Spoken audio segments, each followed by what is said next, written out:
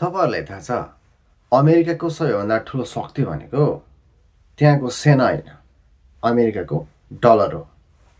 1917 को दशकमा जुन अमेरिकाले साउदी अरबसँग गरेको डिल थियो, तेल अब जुन ओइल छ तेल अब डलरमा मात्रै कारोबार गर्न मिल्ने भन्ने जुन डिल गरेको थियो, त्यो डिल पछि चाहिँ अमेरिकाको डलरको डिमान्ड यति धेरै बढ्यो कि जबरजस्त मार्केट छायो र जसलाई हामी पेट्रो डलर सिस्टम पनि भन्छौँ। अब सोच्नुहोस् त, सबैले तेल किन्न डलर नै चाहिन्छ भनेपछि वर्ल्ड वाइड तेल चाहिन्छ भनेपछि त्यो तेलमा चाहिँ डलर मिसाइदियो भने, तेलको कारोबारमा डलर मिसायो भने त्यो एउटा सिस्टम भयो वर्ल्ड वाइड। त्यो सिस्टमको किङ नै डलर हुने भयो, अमेरिका हुने भयो। यही हो अमेरिकाको डलरको जादु। अब तर गेम अब स्लोली चेन्ज हुँदैछ।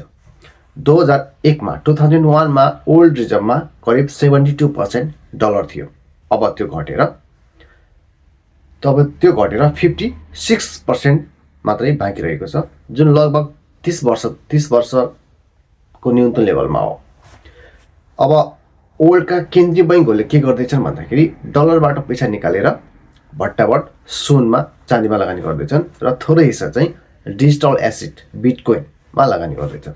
किन भन्दाखेरि सुन एउटा स्टेबिलिटीको लागि र बिटकोइन भनेको फास्ट एन्ड फ्युरियस ग्रोथको लागि हो र फ्युचरमा डिजिटल गोल्ड भनेर पनि अहिले भन्ने गरिन्छ।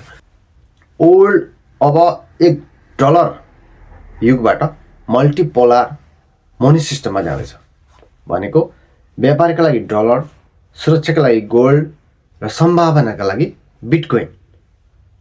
यो डलरको सडन डेथ भनेको चाहिँ होइन, तर डलरको जुन एब्सोल्युट मोनोपोली थियो त्यसको अन्त्य चाहिँ अवश्य हो।